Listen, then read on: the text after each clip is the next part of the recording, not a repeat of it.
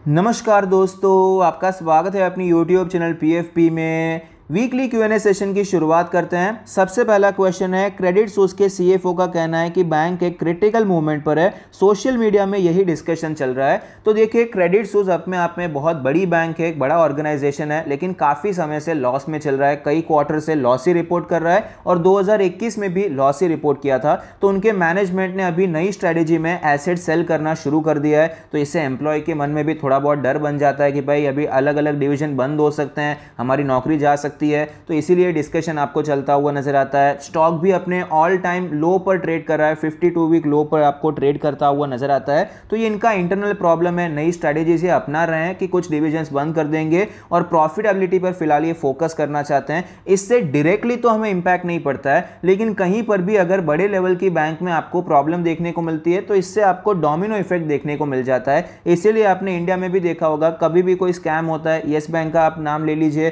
तो बैंक को बंद नहीं होने देते, क्योंकि अगर वहां पर कुछ प्रॉब्लम हो गया, लोगों का बैंकिंग सिस्टम से भरोसा भी उठ जाता है और डोमिनो इफेक्ट आता है और पूरे बैंकिंग सिस्टम पे, और उसके चलते आपको पूरे इकोनॉमी पे इंपैक्ट देखने को मिलता है। इसलिए ऑफ कोर्स ये डिस्कशन हो रहा है, लेकिन डायरेक्ट इंपैक्ट नहीं है, लेकिन इनडायरेक्ट इंपैक्ट यहां पर दिखाई पड़ता है। अगर निफ्टी की करंट एक्सपायरी की कॉल एंड पुट सेल करनी हो तो कौन से स्ट्राइक प्राइस की करनी चाहिए, और आरती इंडस्ट्री में अगर पुट सेल करनी हो तो कौन से लेवल की करनी चाहिए। तो अभी निफ्टी के आवरली चार्ट पर चलते हैं। रेजिस्टेंस के बारे में बात करें तो 17,500 के आसपास अभी हमें तगड़ा रेजिस्टेंस देखने को मिलेगा। यहीं से आपको यहां पर एक अच्छा खासा सपोर्ट चल रहा था, लेकिन गिरावट देखने को मिली, शार्प फॉल देखने को मिला था, और यहां पर 3-4 दिन से जो गिरावट हो रही थी एक ही दिन में आपको कवर होती हुई नजर आई है। तो जो सपोर्ट बन चुका है 16,750 के आसपास का सपोर्ट है। तो ये दो स्ट्राइक प्राइस आप सेल करने के बारे में सोच सकते हैं। यहाँ पर आप स्ट्रैंगल बनाना चाहें तो बना सकते हैं, लेकिन फिलहाल SGX निफ्टी के बारे में बात करें, वो वापस हमें 17,000 के नीचे ट्रेड करता हुआ नजर आता है, अप्रॉक्सीमेटली 16,950, जो कि ऑफकोर्स चेंज हो सकता है। लेकिन अभी फिलहाल जिस प्रकार से SGX निफ्टी दिखाई पड़ता है, गैप डाउन दिखाई पड़ता है, तो यहाँ पर होगा क्या, ये कॉल काफ़ी दूर हो जाएगा, पुट काफ़ी ज़्यादा नज़दीक हो जाएगा। तो इस हिसाब से प्रीमियम को देखकर मैच करने की आपको कोशिश करनी चाहिए। आरती इंडस्ट्री के बारे में बात करें तो आरती में 800 रुपए का लेवल काफ़ी ज़्यादा इंपॉर्टेंट था। पहले ये सपोर्ट बना हुआ था, फिर यहाँ पर रेजिस्टेंस बनता हुआ नजर आया, ब्रेकआउट हुआ, तेज़ी आई, 900 तक गया, वापस गिरावट हो चुकी है। अभी 800 का लेवल रेजिस्टेंस की तरह दिखाई पड़ता है और सपोर्ट हमारा 670 के आसपास है। तो ये सपोर्ट है, इसके आसपास जो भी आपको लिक्विड स्ट्राइक प्राइस नज़र आती है, यहाँ पर आप चाहें तो पुट सेल करने के बारे में सोच सकते हैं। Please share your view on marathon, next gen realty, GICRE और IRCTC। तो देखिए, ये जो रियल्टी वाला फॉर्म है इसे तो अवॉइड करने की कोशिश कीजिए, बहुत ही छोटी कंपनी है, और वैसे भी फिलहाल जो रियल्टी सेक्टर है कुछ ज़्यादा अच्छा नज़र नहीं आता है। गोदरेज प्रॉपर्टी आप देख सकते हैं, इतनी बड़ी कंपनी है, वो भी हमें काफ़ी ज़्यादा उनका स्टॉक वीक होता हुआ नज़र आया। DLF में भी तेज़ी के संकेत थे, वो भी वीक होता हुआ नज़र आता है। तो ये बड़ी कंपनी जब तक लीड नहीं करेगी, छोटी कंपनी से आपको फॉलो करती हुई नज़र नहीं आएगी। फिलहाल के लिए अवॉइड करेंगे तो ज़्यादा बेहतर रहेगा। GICRE के बारे में बात करें तो यहाँ पर भी स्ट्रेंथ के कोई संकेत ही नहीं है। मंथली चार्ट आपके सामने कितना ज़्यादा वीक है, तो जब तक ये 150 के ऊपर नहीं जाता है तब तक के लिए कोई खरीदारी के बारे में ज़्यादा सोचना नहीं चाहिए। अगर चला भी जाता है तो भी ज़्यादा कोई तेज़ी आएगी उसके चांसेस कम नज़र आते हैं। यहाँ पर आप देख पाएंगे कि एक कंसोलिडेट किया, तेज़ी आई, लेकिन वापस आपको ये स्टॉक नीचे ही आता हुआ नज़र आया। तो ऐसे स्टॉक्स को अवॉइड करना चाहिए। IRCTC के बारे में बात करें, 750 का लेवल इंपॉर्टेंट लेवल है। पहले ये लेवल एक इंपॉर्टेंट सपोर्ट बना हुआ था, गिरावट हुई, अब ये लेवल एक इंपॉर्टेंट रेजिस्टेंस बन चुका है। तो ये लेवल अगर टूटता है तो स्टॉक आपको 900 रुपए के लेवल तक जाता हुआ नजर आ सकता है।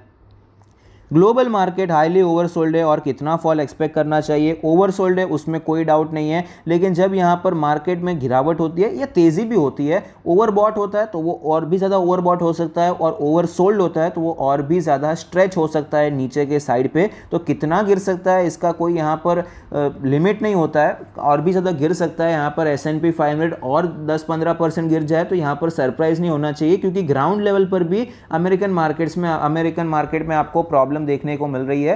तो इसीलिए गिरावट तो भाई हो सकती है, कोई डाउट नहीं है। अभी आपने IT सेक्टर का पूछा है, जो कि US मार्केट से डायरेक्टली रिलेटेड हो जाता है, जैसे कि इन्फोसिस हो गया, LTTS हो गया, इसमें एक्यूमुलेशन स्टार्ट करना चाहिए या फिर और फॉल एक्सपेक्टेड है। तो ये दोनों क्वेश्चन काफ़ी ज़्यादा कनेक्टेड हैं, क्योंकि हमारी जो बड़ी बड़ी IT कंपनीज हैं उनका मेन धंधा तो US से आता है और यूरोप से आता है। इंडिया से तो मुश्किल से वो 10% का रेवेन्यू कमाते हैं। तो ग्राउंड लेवल पे जैसा अमेरिका की हालत रहेगी उसके हिसाब से ही आपको हमारी IT कंपनीज परफॉर्म करती हुई नजर आएंगी। तो माहौल वहाँ पर ख़राब है, उसमें कोई डाउट नहीं है, लेकिन यहाँ पर एक्यूमुलेशन आपको स्टार्ट कर देना चाहिए। और भी ज़्यादा गिर सकता है उसमें भी कोई डाउट नहीं, लेकिन बॉटम हमें नहीं पता है। हमें बस इतना देखना है क्या कंपनी अच्छी है, क्या फंडामेंटली कंपनी अच्छी है या नहीं है, ख़राब समय वो सहन कर सकती है या नहीं कर सकती है, और उसका वैल्यूएशन देखना है। क्या करंट मार्केट प्राइस जो वैल्यूएशन आईटी सेक्टर का चल रहा है, टीसीएस इन्फोसिस का जो वैल्यूएशन चल रहा है, क्या वो बहुत ही ज़्यादा क्रेजी वैल्यूएशन है? ऐसा बिल्कुल भी नहीं है। क्या कंपनी अच्छी है? हाँ कंपनी अच्छी है, तो आप एक्यूमुलेशन शुरू कर सकते हैं। अगर आप ये एक्सपेक्ट करेंगे कि आपको बॉटम मिलेगा तो मुश्किल हो जाएगा। वैसे भी हमारे पास लमसम पैसा तो है नहीं कि एक बार हम बॉटम में डाल देंगे फिर कभी पैसा इन्वेस्ट ही नहीं करना है। थोड़ा थोड़ा आप यहाँ पर निवेश करते जाइए। बॉटम नहीं पता है किसी को, तो अभी फिलहाल आपको निवेश करना तो शुरू कर ही देना चाहिए। आईटी सेक्टर में ओवरऑल माहौल खराब है, नो डाउट, और भी ज़्यादा गिर सकता है, नो डाउट, लेकिन ये प्राइस एक्यूमुलेशन का प्राइस है। अगर आपका विजन लॉन्ग टर्म का है, 5 साल 10 साल का, तो आप करंट मार्केट प्राइस पे थोड़ा बहुत आईटी सेक्टर में निवेश कर ही सकते हैं। अंडर वैल्यूड स्टॉक्स को कैसे ढूंढना चाहिए? तो देखिए, अंडर वैल्यूड स्टॉक से जब हम बात करते हैं, हमें जब भी स्टॉक सिलेक्शन करना होता है, फंडामेंटल देखते हैं, वैल्यूएशन, टेक्निकल। अभी टेक्निकल को एक बार साइड में रख देते हैं, सिर्फ फंडामेंटल और वैल्यूएशन पे फोकस करते हैं। फंडामेंटल्स हमने देख लिए, एक बहुत ही अच्छी टॉप क्लास कंपनी मिल गई है। अभी वैल्यूएशन में अगर हम देखने जाएंगे तो टॉप क्लास कंपनी है, तो बहुत ही ज़्यादा सस्ते वैल्यूएशन पे, कचरे के भाव पे तो वो आपको स्टॉक मिलेगा नहीं।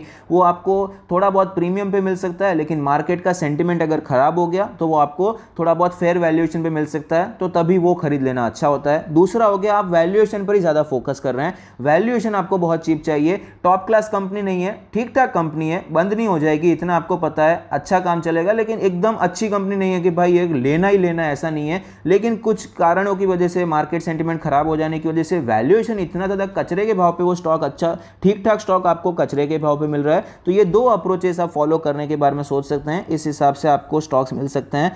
मार्केट में कितने सेक्टर्स हैं? देखिए, बहुत सारे सेक्टर्स हैं। टॉप अगर कुछ सेक्टर्स आप सिलेक्ट करते हैं, उसमें भी आपको अंदर अंदर कई सेक्टर्स मिल जाते हैं। एफएमसीजी में अगर आप बात करते हैं तो वहाँ पर पर्सनल केयर आ जाता है, ब्यूटी प्रोडक्ट्स आ जाता है, खाने पीने के पदार्थ आ जाते हैं। इस प्रकार खाने पीने में भी आपको पैकेज फूड्स मिल जाता है, फिर बेवरेजेस का अलग आ जाता है। इस प्रकार से कई सारे आपको सब सेक्टर्स भी यहाँ पर मिल जाते हैं। What should investor do as per market scenario? तो अभी के मार्केट सिनेरियो के हिसाब से एसआईपी तो कंटिन्यू रखना है, उसमें कोई डाउट नहीं है। और मौका देखकर यहाँ पर टॉपअप आप करते जा सकते हैं, जैसे कि 16,800 17,000 ये एक अच्छा जोन है, टॉपअप कर दिया। एसआईपी आपका 1,000 का चल रहा है, तो उसमें आपने 1,000 अभी के लिए और डाल दिया। मार्केट और गिर जाता है, अगर आप में क्षमता है, लमसम आप डालना चाहते हैं तो आप थोड़ा बहुत लमसम भी डालने के बारे में सोच सकते हैं। लेकिन लमसम में भी देखिए, तैयारी रखनी है कि थोड़ा और भी गिर जाएगा तो भी थोड़ा लमसम डाल पाएंगे। मान लीजिए 1 लाख आपके पास लमसम डालने के लिए आप तैयार हैं, तो 1 लाख एक साथ में डालने की जरूरत नहीं है। 25,000 एक बार डाल दीजिए, फिर 25,000 डाल दिया, इस प्रकार से आप काम कर सकते हैं। बाकी मार्केट में ये वॉलेटिलिटी पीरियड चल रहा है, लेकिन अगर आप 5 साल 10 साल के बारे में सोचेंगे तो ओवरऑल यहां पर अच्छा ही माहौल है। स्पेशली इंडिया का माहौल तो काफी ज्यादा अच्छा ही चल रहा है। आरती इंडस्ट्री के 10 शेयर्स आपके ज़ेरोधा के अकाउंट में, अगर आप आरती इंडस्ट्री के 2 शेयर्स एंजल वन के अकाउंट में खरीद लेते हैं तो क्या आप एलिजिबल रहेंगे डीमर्जर शेयर के लिए? देखिए, अगर आप नहीं भी खरीदते हैं तो भी आप एलिजिबल हैं। 4 शेयर के पीछे 1 शेयर मिल रहा है, बाकी के जो आपके 2 शेयर्स बच जाएंगे, 8 के ऊपर के जो 2 शेयर्स हैं, वहां पर आपको कैश में सेटलमेंट हो जाता है, तो ऐसा कोई इश्यू वाला बात नहीं है। अभी आप ये 2 अलग अलग डिमैट में बात कर रहे हैं, तो इसका मुझे एक्चुअली पता नहीं है। 2 अलग डिमैट में अगर आप एक पैन कार्ड से भी कर रहे हैं तो भी मुझे ये प्रैक्टिकली मैंने अभी तक देखा नहीं है। अभी आपका ज़ेरोधा का, एंजल का अकाउंट अलग अलग है, डिमैट आईडी अलग रहेगा, लेकिन अगर सेम पैन कार्ड का रहेगा तो आपको वो एक में गिनेंगे या फिर नहीं गिनेंगे, उसके चांसेस मुझे तो पर्सनली कम नजर आते हैं, शायद ऐसा होता नहीं है। तो इसलिए मेरा तो मानना यही है, एक ही अकाउंट में आप करना चाहें तो करिए, वरना नहीं करेंगे तो भी प्रॉब्लम नहीं है। वो बाकी के 2 शेयर का आपको वहां पर कैश सेटलमेंट भी मिल जाएगा। Is there any possibility that market will go to 16K mark again? What are your thoughts? I know no one can predict, कोई प्रेडिक्ट तो नहीं कर सकता। तो यहाँ पर देखिए 16 के जा सकता है, नहीं जा सकता है, डिपेंड करता है। फिलहाल जो लो बनाया था 16,750 का, वो अगर सस्टेन कर जाता है तो मार्केट वापस 16,000 पे नहीं आएगा। लेकिन अगर 16,750 का लो टूट जाता है तो मार्केट 16,000 क्या उसके नीचे भी आपको जाता हुआ नजर आ सकता है। सुप्रीम इंडस्ट्री पे और नेरोलैक पे मेरा क्या व्यू है मिड टर्म इन्वेस्टमेंट के लिए? तो सुप्रीम इंडस्ट्री में मिड टर्म के लिए, मतलब पोजिशनल ट्रेड के लिए 2250 के ऊपर ही आपको खरीदारी करनी चाहिए, वो एक इंपॉर्टेंट लेवल है। नेरोलैक के बारे में बात करें तो वहां पर आप देख पाएंगे कि आपको एक अच्छी रैली देखने को मिली, फ्लैग पैटर्न बन रहा है। यहाँ पर अगर आपको ये ब्रेकआउट देखने को मिलता है 530 का लेवल, तो आप यहाँ पर मिड टर्म के लिए खरीदारी करने के बारे में सोच सकते हैं। इन्फोसिस का बाइंग लेवल क्या होना चाहिए, करंट मार्केट प्राइस काफ़ी अच्छा है। आरती इंडस्ट्री में आप क्या करंट मार्केट प्राइस पे एवरेज करना चाहिए, कर सकते हैं, कोई इशू नहीं है, आप एवरेज कर सकते हैं। यहाँ पर HCL टेक में आपके पास 900 रुपये के प्राइस पे 5 क्वांटिटी आप ऐड करना चाहते हैं। Buying level current market price अच्छा ही है। देखिए जब भी हम बाइंग लेवल के बारे में बात करते हैं, मार्केट अगर इस प्रकार से बहुत ट्रेंडिंग चल रहा है तो ये प्राइस पे खरीदने से अच्छा है थोड़ा वेट कीजिए, जब रिट्रेसमेंट देखने को मिले तब खरीद सकते हैं। लेकिन जब ये स्टॉक्स ऑलरेडी 20, 25, 30, 40% तक गिर चुके हैं, IT स्टॉक्स या फिर कोई भी स्टॉक, इनफैक्ट यहाँ पर अच्छे ब्लू चिप कंपनीज, तो वहाँ पर आप यहाँ पर खरीदें, यहाँ पर खरीदे, यहाँ पर खरीदे, थोड़ा यहाँ भी खरीद लीजिए, कोई फ़र्क नहीं पड़ता है। मेन मोटिव क्या है, बहुत महंगा नहीं खरीदना है। यहाँ पर थोड़ा बहुत 15-20% अपने हाई से गिर जाता है तो वो एक बेसिकली एक अच्छा लेवल हो जाता है जहाँ पर हम थोड़ा बहुत खरीदने के बारे में सोच सकते हैं, प्रोवाइडेड कि वो बहुत ही ओवर वैल्यूड नहीं चल रहा है, मतलब बहुत ही भयंकर ओवर वैल्यूड है, जैसे कि अडानी हो गया, तो वो यहाँ पर 15-20% गिरे तो वो कोई आपको बार्गेन नहीं मिल रहा है। वो 400 का पी रेशियो सस्ता नहीं होता है,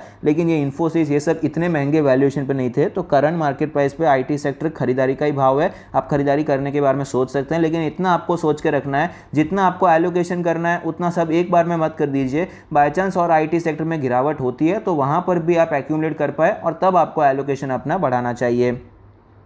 HCL टेक 986 पे आपने खरीदा, 2-3 मंथ में मेरे प्राइस तक आ सकता है क्या? अभी फिलहाल के लिए तो IT सेक्टर में तेज़ी आएगी, उसके चांसेस कम नज़र आते हैं। US मार्केट पे डिपेंड करता है, IT सेक्टर पूरा का पूरा अभी उनको ही फॉलो कर रहा है। US मार्केट अभी गिर चुका है, मेरे हिसाब से जितनी गिरावट पिछले 2-3 हफ्ते में आपको US मार्केट में देखने को मिली है उतनी गिरावट आपको और देखने को मिलेगी नेक्स्ट ही 3 हफ्ते में। उसके चांसेस मुझे पर्सनली कम नज़र आते हैं। अभी थोड़ी बहुत शॉर्ट कवरिंग यहाँ पर देखने को मिल सकती है, तो अगर ऐसा होता है तो हमारे जो IT स्टॉक्स है वहां पर भी आपको रिकवरी देखने को मिल सकती है। How for Nifty can fall in this correction, और उसके ऊपर तो हमने ऑलरेडी डिस्कस कर लिया है। 16,750 टूटता है तो और गिरावट हो सकती है, 16,000 के नीचे भी निफ्टी जा सकता है। एफले क्या वापस 920 के लेवल तक जा सकता है, तो फिलहाल तो ऐसा नज़र नहीं आता है। फिलहाल यहाँ पर 1100 का लेवल एक इंपॉर्टेंट सपोर्ट है और 1200 का लेवल भी इतना इंपॉर्टेंट सपोर्ट तो नहीं है, लेकिन यहाँ पर एक बाउंस लिया है तो अभी के लिए शॉर्ट टर्म का सपोर्ट बन चुका है। तो अगर ये सस्टेन कर जाता है तो स्टॉक वापस ऊपर जा सकता है, नहीं भी करता है तो भी 1100 पर भी एक इंपॉर्टेंट सपोर्ट हमें नज़र आता है। फिलहाल ये 1100 के नीचे जाएगा, उसके चांसेस कम नज़र आते हैं। कोफोर्ज और IGL आप होल्ड कर रहे हैं 15 और 10% लॉस पे, क्या ये एक्यूमुलेट करना चाहिए, होल्ड करना चाहिए, सेल करना चाहिए? आप एक लॉन्ग टर्म इन्वेस्टर हैं, कोफोर्ज में तो आप होल्ड कर सकते हैं। एलोकेशन आपका किस प्रकार से मुझे नहीं पता है, अगर आपने एलोकेशन अभी तक बहुत ज़्यादा नहीं किया है, ऐड करने लायक है, मतलब अभी भी पोर्टफोलियो में स्पेस है कि आप कोफोर्ज में और खरीदारी कर सकते हैं, तो करंट मार्केट प्राइस पे कीजिए, कोई इशू नहीं है। IGL के बारे में बात करें, मैंने पर्सनली अपना व्यू ऑलरेडी बता दिया है कि सिटी गैस डिस्ट्रीब्यूशन कंपनीज में ज़्यादा लॉन्ग टर्म के लिए मैं सजेस्ट नहीं करूँगा। पोजिशनल स्विंग ट्रेड ठीक है, तो उसके हिसाब से तो स्टॉप लॉस लेकर निकल जाना चाहिए। तो ज़्यादा लॉन्ग टर्म के लिए तो IGL में मेरे हिसाब से प्रेफर नहीं करना चाहिए। जो फ्यूचरिस्टिक बिजनेस है वहाँ पर आप फोकस कर सकते हैं। Please share your views on Tarsons and Davis lab. Tarsons एक काफ़ी ज़्यादा इंपॉर्टेंट लेवल पे ट्रेड कर रहा है, 900-920 का एक ऑल टाइम हाई का रेजिस्टेंस है। रेजिस्टेंस पे पिछले 2-4 महीने से आपको ये ट्रेड करता हुआ नजर आया है, तो अगर यहाँ पर ब्रेकआउट हो जाता है तो 700 से 900 ये जो रेंज है, सबसे पहले तो यही हमारा टारगेट हो जाएगा। 200 पॉइंट की रेंज, मतलब ये 1100 तक आपको ऊपर जाता हुआ नजर आ सकता है, प्रोवाइडेड ये आपको 920 का लेवल तोड़ता हुआ नजर आए। डेविस लैब के बारे में बात करें, डेविस लैब भी अपने एक लॉन्ग टर्म सपोर्ट पे ट्रेड कर रहा है। 3000 का एक्चुअली काफ़ी इंपॉर्टेंट लेवल है और ऊपर के साइड पे 3400, ये एक इंपॉर्टेंट जोन हमें नजर आता है, 10-12% का जोन है। हायर साइड पे इसने ऑलरेडी सपोर्ट लिया हुआ है, ऊपर से एक रेजिस्टेंस भी है। यहाँ पर हैवी सेल ऑफ हुआ, ऊपर गया, रेजिस्टेंस लेके नीचे आया, वापस ऊपर जाने की कोशिश कर रहा है। तो यहाँ पर ब्रेकआउट होता है तो एक बड़ा मोमेंटम ऊपर के साइड पर नजर आ सकता है। अगर ब्रेक डाउन होता है तो वापस गिरावट हो सकती है, लेकिन जितना ज़्यादा ब्रेकआउट में मुझे यहाँ पर तेज़ी नजर आती है उतनी गिरावट यहां पर नजर नहीं आती, क्योंकि कंपनी में कोई इतनी खराबी नहीं है कि स्टॉक आपको बहुत ही ज्यादा क्रैश होता हुआ नजर आए। तो यहां पर गिरावट होती भी है तो 3000 तक के लेवल्स हमें नजर आ सकते हैं, लेकिन अगर ब्रेकआउट होता है तो ये स्टॉक वापस 4000, 4500, 5000 स्टेप बाय स्टेप आपको ये ऊपर जाता हुआ नजर आ सकता है। और ऊपर के चांसेस फिलहाल थोड़े से ज्यादा नजर आते हैं, क्योंकि ओवरऑल फार्मा सेक्टर हमें अच्छा परफॉर्म करता हुआ नजर आता है और पिछले कुछ समय से डेविस लैब में भी आपको स्ट्रेंथ देखने को मिली है। एटलीस्ट यहां पर गिरावट आपको देखने को नहीं मिली है जितनी गिरावट मार्केट में पिछले 1-2 हफ्ते में नजर आती है। आई होप आपको ये वीडियो पसंद आता है, कुछ सीखने को मिलता है। Thank you, stay happy, happy investing.